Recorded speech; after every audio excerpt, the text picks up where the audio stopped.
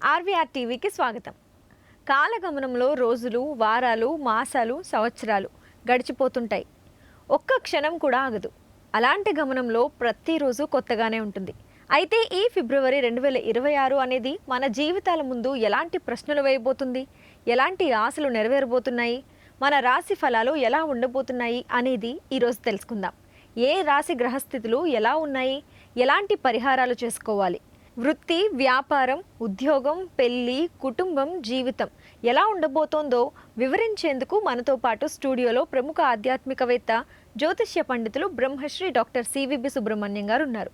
ఆయన్ని అడిగి అనేక విషయాలు తెలుసుకుందాం. నమస్కారం గురుగారు.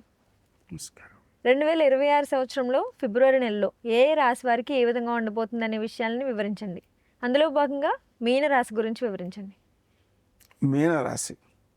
మీనరాశి ప్రస్తుతం శని చేత ఆక్రమించబడి ఉంది. అంతకు మించి కుంభరాశిలో రాహు ఉన్నాడు. దాని ద్వారా నిద్ర బలం తక్కువగా ఉంటుంది. అంటే నిద్ర పట్టకపోవచ్చు, పట్టిన నిద్ర గాఢ నిద్ర కాకపోవచ్చు. మనం ఆ దోషాన్ని అధిగమించకపోతే రోజంతా మనసు శక్తివంతం కాకుండా ఉంటుంది. ఆ కారణంగా ఈ రాత్రి 9 లోపులోనే ఆహారం తీసేసుకోవాలి.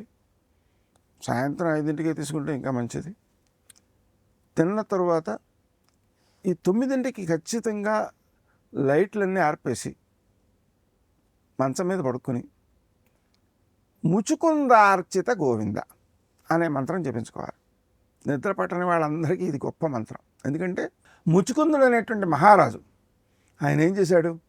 దేవతలకు సాయం చేయడం కోసం వెళ్ళాడు. రాక్షసులను జయించాడు. దేవతల రాజ్యం దేవతలకు అప్పగించాడు. ఏం కావాలని అడిగారు వాళ్ళు. నేను ఇచ్చిన రాజ్యం ఏమిది, మీరు నాకేం ఇస్తారు అనే భావం మనసులో పెట్టుకుని ఏం ఒక్కర్లేదు, మా ఇంటికి పంపించేయండి అన్నాడు. ఇంటి దగ్గర ఎవరు లేరు, తరాలు గడిచిపోయాయి. ఇక్కడ నువ్వు ఉన్నావు కాబట్టి నువ్వు బతికావు, కానీ మిగిలిన వాళ్ళంతా తరాలు వెళ్ళిపోయాయి. నువ్వు అక్కడికి వెళ్ళినా కూడా ఎవ్వరూ నిన్ను గుర్తుపట్టరు అని చెప్పారు. అయితే మోక్షం ఇవ్వండి అన్నాడు. అంటే మోక్షం యుద్ధం చేసిన వాళ్ళకి రాదు, అందువలన ఈ జన్మలో మోక్షం వచ్చే అవకాశం లేదు. అయినా మేము ఇచ్చేది కాదు, నువ్వు పుచ్చుకునేది, నువ్వే సంపాదించుకోవాలి అది అని చెప్పారు. అయితే ఇంకేం ఇస్తారు మీరు? నిద్ర ఇవ్వండి, ఎందుకంటే అలసిపోయాను నేను చాలాను, అందుకే నాకు నిద్ర ఇవ్వండి అన్నాడు. నిద్ర ఇవ్వండి అంటే సరే అన్నారు. మరి మధ్యలో ఎవరైనా సరే సమర్థుడు అన్నవాడిని ఏం చేస్తారు అంటే వాడుకునే కోసం ప్రయత్నం చేస్తారు. వీడు శక్తివంతుడు కదా, వీళ్ళు అందరూ వాడుకోవడానికి ప్రయత్నిస్తారు కాబట్టి పడుకుంటున్నా సరే నిద్ర లేపేసేటువంటి అవకాశం ఉంది. అందుకని వాడు ఏం చేశాడు, అలా కాదు, నన్ను ఎవరైతే లేపారో, నేను ఎవరిని మొదట చూశానో వాళ్ళు భస్మం అయిపోవాలి అని వరం కోరాడు. తద్వారా ఏమవుతుంది, ఎవరు నిద్ర లేపడానికి ముందుకు రారు. అలాగా అతను అక్కడ కృతయుగం నుంచి నిద్రపోతూ ఉన్నాడు. ఎప్పటిదాకా అంటే ద్వాపరయుగంలో కృష్ణుడు వచ్చి అవతరించే వరకు కూడా నిద్రపోతూనే ఉన్నాడు. అందుకని ఆయన నిద్రకి అధిపతి అన్నమాట. అందువలన అతన్ని తలుచుకుంటే నిద్ర బాగా వస్తుంది. ముచుకుందార్చిత గోవింద ఈ నామాన్ని జపించుకోవడం ద్వారా నిద్ర యొక్క శక్తిని పూర్తిగా పొందవచ్చు. అది అవసరం. అలాగనే ఈ వీళ్ళకి చతుర్థ స్థానంలో గురుని యొక్క స్థితి ఉంది. దశమాన్ని చూస్తున్నాడు. దశమం అతనికి స్వక్షేత్రం కావడం వల్ల వృత్తి స్థానంలో అభివృద్ధి ఉంటుంది, ఆహార స్థానంలో బలం ఉంటుంది. అయితే తీసుకున్నటువంటి ఆహారం శరీరానికి శక్తినిస్తుంది. అయినప్పటికీ ఈ వ్యయస్థానంలో ఉండేటువంటి శని వల్ల ఏలినాటి శని నడుస్తున్నందువలన అనారోగ్యం కంటే అనారోగ్య భావనలు ఎక్కువగా ఉంటాయి. ఆ భావనలను జయించాలి అంటే తప్పనిసరిగా ప్రతి శనివారము ఒక 1/2 కేజీ నల్ల నూనెతో శివునికి పూజ చేసి ఆవులకు పెట్టాలి. కేజీంపావు నువ్వుల నూనెతో అభిషేకం చేసి ఆ నూనెలో పసుపు కలిపి ఆవులకు రాయాలి. దాంతోపాటు ప్రతిరోజు ఆవులకు కాస్త గడ్డి వేస్తుంటే గ్రహదోషాలు ఏమీ లేకుండా ఉంటాయి. ఎందుకంటే సకల దేవాత్మకం కాబట్టి. అలాగనే ఈ ఆవులకి చేసేటువంటి సేవ వల్ల వారికి ఎక్కువ అభివృద్ధి కూడా కలుగుతుంది. ఇంకా శనికి సంబంధించినటువంటి దోషాలు కూడా నివారించుకోవడం జరుగుతుంది. అయితే వీరికి లాభస్థానంలో 4 గ్రహాలు ఉంటున్నాయి ఆరంభంలో, కానీ చివరికి వచ్చేటికి 5 గ్రహాలు వ్యయస్థానంలో ఉంటున్నాయి. అందువలన పలు రకాల ఖర్చులు వచ్చేటువంటి అవకాశం ఉంది. అందుకని ఆ రకాల ఖర్చులన్నింటినీ కూడా అధిగమించడం కోసం కొంచెం ఆర్థిక పుష్టిని సమకూర్చుకోవాలి. బంధువర్గీయుల్లో, మిత్రవర్గీయుల్లో ఎవరైతే మనకు అనుకూలంగా ఉంటారో వాళ్ళతో నేను డబ్బైనా అవసరం కావచ్చురా అని చెప్పి అట్టే పెట్టాలి. తీసుకోకూడదు. ఎప్పుడు అవసరమో అప్పుడు తీసుకుని దాన్ని ఉపయోగించుకోవచ్చు. అలా కనుక చేయకపోయినట్లయితే ఆకస్మికంగా వచ్చేటువంటి ఖర్చుల్ని భరించడం కష్టమవుతుంది. అంతేకాకుండా శని యొక్క సంచారం వ్యయస్థానంలో ఉన్నందువలన అక్కడే మనకు 5 గ్రహాలు, శని యొక్క సంచారం లగ్న స్థానంలో ఉంది. గ్రహ సంచారం అంటే పంచగ్రహ యోగం అనేటువంటిది ఏ స్థానంలో ఏర్పడుతున్నందువలన పలు రకాల ఖర్చులు ఒకేసారి వచ్చేటువంటి అవకాశం ఉంది. అందుకని మనకు ద్వితీయార్థంలో ముఖ్యంగా ప్రభుత్వానికి సంబంధించిన పాత బాకీలు ఏమైనా ఉంటే చెల్లించాల్సిన ఒత్తిడి రావచ్చు. దాన్ని కూడా మనం గుర్తుపెట్టుకోవాలి. అదే సమయంలో సూర్యుని యొక్క సంచారం కూడా అక్కడ జరుగుతుంటుంది కాబట్టి మనం ప్రభుత్వం నుంచి వచ్చేటువంటి ఒత్తిడిని తట్టుకోవడం కష్టమవుతుంది. అందువల్ల ముందుగానే జాగ్రత్త పడాలి. సుమంతో శ్రీ కార్తవీర్యార్జునాయ అనే మంత్రం జపించుకుంటుంటే ఆర్థికంగా ఇబ్బంది లేకుండా ఉంటుంది. ఆరోగ్యపరంగా ఇబ్బంది లేకుండా ఉండడం కోసం వం క్రీం అచ్యుతానంత గోవింద అనే మంత్రం కూడా అవసరమవుతుంది. అందువలన వాటిని జపించుకుంటూ సాయంకాలపు వేళ సూర్యాస్తమయం తర్వాత 1:12 సమయంలో అరుణాచల శివ అనేటువంటి నామాన్ని జపించుకుంటుంటే వ్యక్తికి అభివృద్ధి బాగుంటుంది. ఆ తర్వాత అంటే 7 తర్వాత 8 వరకు చేసుకునేటువంటి సుమంతో శ్రీ కార్తవీర్యార్జునాయ అనే మంత్రం వల్ల మన శ్రమ, కాలము, ధనము వ్యర్థం కాకుండా ఉంటాయి. వాటిని సద్వినియోగం చేసుకోవడం మంచిది. Honor Signatus, the biggest gated community in the heart of the city. Spacious 3, 3.5 and 4 BHK apartments at Kukatpalli, High-Tech City. For more details, search for Honor Signatus. ఇంకో విశేషం ఏంటంటే రాత్రి నిద్రపోయే ముందు ఈ ముచుకుందార్చిత గోవింద అనేటువంటి నామాన్ని జపిస్తున్నందువలన ఏమవుతుంది, నిద్ర పట్టడంతో పాటుగా నిద్రా సమయం అంతా కూడా తపస్సుగా రూపొందుతుంది. మనకు వెనుకగా ఉన్న సమయంలో ఎక్కువ సమయం జపం చేసుకోవడం కుదరదండి. ఎందుకంటే వేరు కార్యక్రమాలు కనిపిస్తూ ఉంటాయి. వాటి బాధ్యతలు వాటిని తీర్చుకోవడం వీటితో సరిపోతుంటుంది.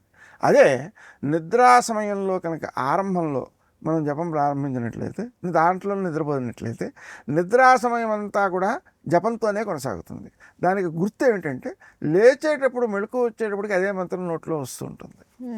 అప్పుడు ఏమవుతుంది, మనం సుమారుగా 7-8 గంటలు ఏకధాటిగా జపం చేసినటువంటి స్థితి కలుగుతుంది. అది మెళుకుగా ఉన్నప్పుడు ఆ ఏకాగ్రత రాదు. అందుకని నిద్రా సమయాలంతా సద్వినియోగం చేసుకోవాలి. దాన్ని శంకరాచార్యుల వారు చెబుతారు, నిద్రా సమాధి స్థితి. నిద్ర సమాధి స్థితి అవుతుంది. నిద్ర సమాధి ఎలా అవుతుంది అంటే ఈ జపంతో కొనసాగినప్పుడే సమాధి అవుతుంది అనమాట. అందుకని ఆ విధంగా ఎక్కువ సమయాన్ని సద్వినియోగం చేసుకోవడానికి అద్భుతమైన విధానం నిద్ర ముందు ఆ జపం చేసుకుంటూ ఉండడం అనమాట. అందుకని ఆ విధంగా ముచుకుందార్చిత గోవింద అనేటువంటి మంత్రం చేసుకుంటుంటే అది ఎక్కువ ప్రయోజనకారిగా ఉంటుంది. విద్యాస్థానంలో గురుడు యొక్క సంచారం నడుస్తున్నందువలన విద్యార్థులందరూ కూడా శ్రీదత్త శరణమ్మ అనేటువంటి మంత్రం చేసుకుంటున్నట్లయితే చదువు బాగా వస్తుంది. హయగ్రీవ జపం చేసుకున్నట్లయితే బాగా గుర్తుంటుంది, పరీక్ష బాగా రాయగలుగుతారు. వాళ్లకు తల్లిదండ్రులు కూడా సహాయం చేస్తూ వాళ్ళు పరీక్ష రాసేటువంటి సమయంలో ఆ 3 గంటలు కూడా శ్రీ హయగ్రీవాయ నమః అనేటువంటి మంత్రాన్ని జపం చేస్తూ ఉన్నట్లయితే అది పూర్తి సద్వినియోగం అయ్యి వారికి పరీక్ష రాసేటప్పుడు జ్ఞాపక శక్తి పెరుగుతుంది, బాగా రాయగలుగుతారు. తద్వారా విద్య యందు ఆసక్తి పెరుగుతుంది. అది చాలా ముఖ్యం. అది బాగా వస్తుంది. అంతేకాకుండా ఈ రాహు అనేటువంటి వాడు ఏ స్థానంలో ఉన్నందువలన శ్రమ, కాలము, ధనము వ్యర్థమయ్యేటువంటి అవకాశం ఉంది. దాన్ని జయించడం కోసం మనం ఈ సుమంతో శ్రీ కార్తవీర్యార్జునాయ అనే మంత్రం చేసుకుంటే మనం ఆ శ్రమ, కాలం, ధనం వ్యర్థం కాకుండా కూడా కాపాడుకోగలుగుతాం. ముఖ్యంగా ఆరోగ్య విషయంలో మాత్రం ఎక్కువ శ్రద్ధ చూపించాలి. వ్యాయామ ప్రాణాయామాలు మానకుండా చేయాలి. ఎందుకంటే శని దోషం నడుస్తుంది కాబట్టి. అంతేకాకుండా ఎవరికి అప్పు ఇవ్వకూడదండి. ఇచ్చిన అప్పులు ఉంటే తీర్చేసుకోవాలి. మనం తెచ్చుకున్నటువంటి అప్పులు ఏమైనా ఉన్నట్లయితే వాటిని కూడా తీర్చేసుకుందుకు ప్రయత్నం చేయాలి. మనం అప్పు తీర్చడానికి ఎలా ప్రయత్నిస్తామో డబ్బులు ఉండాలి కదా. అంటే దానికి ఒక చక్కని ఉపాయం ఉంది. ఏంటంటే శ్రీ గణేశ రుణం చింది అనే మంత్రాన్ని జపం చేసుకుంటూ ఉండడం, ప్రతి మంగళవారం ఎంతో కొంత అప్పు తీర్చడం అనేటువంటి నియమం పెట్టుకున్నట్లయితే తొందరగా అప్పులు తీరిపోతాయి. అలాగనే రుణమోచక అంగారక స్తోత్రం అని ఒకటి ఉందండి. అదేమిటి అంటే అంగారకమే పుత్ర భగవన్ భక్తవత్సల నమోస్తుతే మమాశేష రుణమాసు విమోచయ అనేటువంటి మంత్రం ఉంటుంది. దాంట్లో ఆ మంత్రంతో ఏం చేయాలి, బొగ్గుతో అప్పు ఎంత ఉందో అదో 10 లక్షలు ఉంది అంటే 10 లక్షల అంకి వేయడాను నేల మీద బొగ్గుతో వేయాలి. వేసి ఈ మంత్రం చదువుతూ ఎడంకాలితో ఆ అక్షరాలని చెరిపేయాలి. అలా చేస్తూ ఉన్నట్లయితే అతి త్వరలో అప్పులు తీరిపోతాయి. అంతేకాదు శ్రీ గణేశుడి నుంచి అనే మంత్రాన్ని రోజు ఉదయకాలం 5 నుంచి 6 వరకు చేసుకుంటూ ఉన్నట్లయితే 6 మాసాల్లో అప్పులన్నీ తీరుతాయని చెబుతోంది శాస్త్రం. కాబట్టి మనకు శనిదోషం అనేటువంటిది ఎక్కువ కాలం ఉన్నా కూడా మనం ముందుగానే దాన్ని అధిగమించేటువంటి ప్రయత్నం చేసేటప్పుడు దైవారాధనకు మించినది ఇంకోటి లేదు. నిజానికి దోషాలు అనేటువంటివి లేకుండా ఎవరూ ఉండరండి. కానీ ఆ దోషాలని అధిగమించడానికి చేయాల్సిన ప్రయత్నాలు తెలుసుకోవాలి, దాని ప్రకారం నడవాలి. నడిస్తే మనసు యొక్క ఉత్తేజం బాగుంటుంది, ఆరోగ్యం బాగుంటుంది. శారీరక మానసికమైనటువంటి ఆరోగ్యాలతో వ్యక్తి సన్నద్ధంగా ఉంటాడు, ఉత్తేజితుడవుతాడు. దాని ద్వారా మనం కొత్త కార్యాలను కూడా సాధించేటువంటి అవకాశం ఏర్పడుతుంది.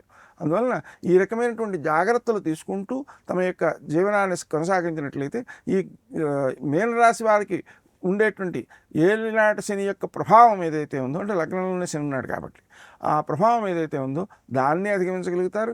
వ్యయస్థానంలో ఏర్పడేటువంటి పంచగ్రహ కూటమి యొక్క ప్రభావాలను కూడా అధిగమించగలుగుతారు. ఎందుకంటే ఈ పంచగ్రహాల్లో కుజుడు కూడా ఉన్నాడు కాబట్టి అప్పులు ఎట్టి పరిస్థితుల్లోనూ ఇవ్వకూడదు. ఇచ్చినవైతే మనం ఇచ్చినవైతే వసూలు చేసుకునే ప్రయత్నం చేయాలి. అది రావడానికి కూడా మీకు శ్రీ గణేశుడి నుంచి అనే మంత్రం పనికొస్తుంది. ఎలా పనికొస్తుంది అంటే వాళ్ళ అప్పులు తీరడం కోసం మనం జపం చేయడం అనమాట. తద్వారా ఏమవుతుంది, వాళ్ళ అప్పులో మన అప్పు కూడా ఉంది కదా, అందుకని మన కూడా అప్పు కూడా తీరిపోతుంటుంది. అంతేకాకుండా సుమంతో శ్రీ కార్తవీర్యార్జున అనే మంత్రాన్ని జపించడం ద్వారా కూడా రావలసిన సొమ్ము మనకు వస్తుంటుంది. ఎవరైనా మనకి ఇవ్వద్దు అనుకున్నారనుకోండి, అవతల వాళ్ళు ఇవ్వద్దు అనుకున్నారనుకోండి, అటువంటి పరిస్థితిలో కానీ లేకపోతే మన దగ్గర దొంగతనం చేశారనుకోండి, అటువంటి పరిస్థితిలో కానీ దాహిని మోహిని సతీ అనేటువంటి మంత్రాన్ని కనుక జపించుకున్నట్లయితే ఆ దొంగతనం చేయలేడు, ఆ సొమ్ము వదిలేసి వెళ్ళిపోతాడు. అలాగే మనకు ఇవ్వవలసిన వాళ్ళు ఎవరైతే ఉన్నారో వాళ్ళు కూడా ఇచ్చేస్తారు తొందరగా. అందుకని మనం దైవారాధన ద్వారా వీటిని జయించాలే తప్ప భౌతిక ప్రయత్నాలతో ఎదుటివాడిని ఇబ్బంది పెట్టి మనం వసూలు చేసుకుందాం అనేటువంటి స్థితి కాదు. ఎందుకంటే మన గ్రహస్థితి బాగోలేదు కాబట్టి. అందువలన ఈ విషయాలను మనం గమనించి ఈ ప్రకంగా ప్రవర్తించినట్లయితే మనం లక్ష్యాన్ని సాధించుకోగలుగుతాం, ధనాన్ని నష్టపోకుండా ఉండగలుగుతాం, ఆరోగ్యాన్ని నష్టపోకుండా ఉండగలుగుతాం. గురుగారు, మీనరాశికి సంబంధించి ఎన్నో విషయాలని చాలా అర్థమయ్యేలా చెప్పినందుకు ధన్యవాదాలు.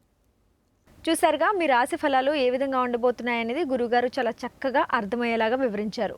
మీకు ఎటువంటి సందేహాలున్నా, అలాగే గురుగారిని అడగాలనుకునే ప్రశ్నలు ఏమైనా ఉన్నా కింద కమెంట్ బాక్స్లో కమెంట్ చేయండి. అలాగే మరిన్ని ఇలాంటి వీడియోస్ కోసం మా RVR టీవీని సబ్స్క్రైబ్ చేసుకోండి, లైక్ చేయండి, షేర్ చేయండి. Honor Signatus, the biggest gated community in the heart of the city. Spacious 3, 3.5 and 4 BHK apartments at Kukatpalli, High Tech City. For more details, search for Honor Signatus.